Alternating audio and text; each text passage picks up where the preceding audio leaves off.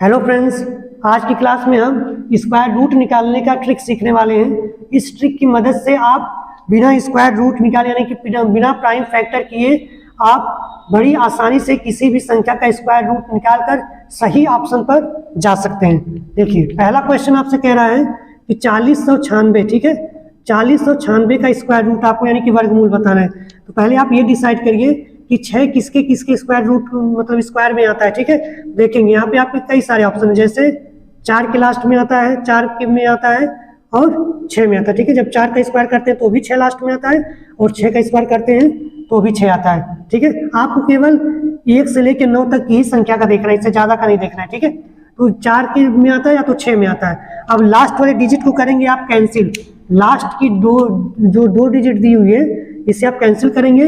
अब चेक करेंगे 40 किसके किसके स्क्वायर के बीच में आता है। तो देखिए 40 किसके किसके स्क्वायर के बीच में आता है, 6 के और किसके बीच में आता है, 7 के स्क्वायर के बीच में आता है, क्योंकि 6 36 होता है, 7 से 49 होता है, यानी कि दोनों के स्क्वायर के बीच में 40 आ रहा है।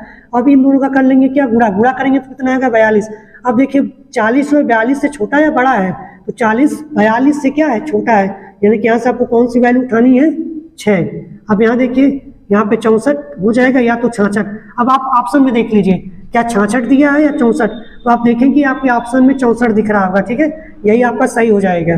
ठीक है, ये ध्यान रखेंगे, इस ट्रिक के द्वारा आप जो है एक्यूरेट सभी संख्या का निकाल नहीं सकते, लेकिन इसकी सहायता से आप एक्यूरेट ऑप्शन पर जा सकते हैं। ठीक है, और कभी गलती से मान लीजिए अगर दोनों ऑप्शन हो जाता है तो आप इलिमिनेशन भी कर सकते हैं। कम से कम आप इस ट्रिक की सहायता से जो गलत आंसर है उसको हटा सकते हैं। ठीक है, उसमें आपकी हेल्प हो जाएगी। नेक्स्ट क्वेश्चन कह रहा है 1296 का निकालिए। ठीक है, बिल्कुल पिछले सवाल की तरह देखिए किसका स्क्वायर रूट हो सकता है, स्क्वायर में आता है 6, 4 में आता है या फिर 6 में आता है। लास्ट डिजिट को हटा दीजिए, लास्ट 2 डिजिट को।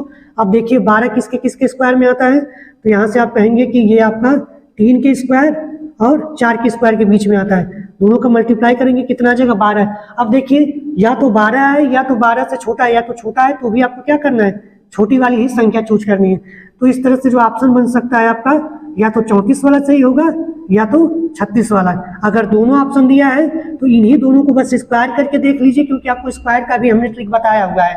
ठीक है, तो वहां से भी आप सही ऑप्शन पर पहुंच जाएंगे, और जो ऑप्शन इन दोनों के अलावा है उसको तो आप कंफर्म मान लीजिए कि वो ऑप्शन हो ही नहीं सकता। ठीक है, क्योंकि यहाँ पर जो आपका ऑप्शन दिया हुआ है 36 दिया हुआ है वो आपका सही हो जाएगा। ठीक है।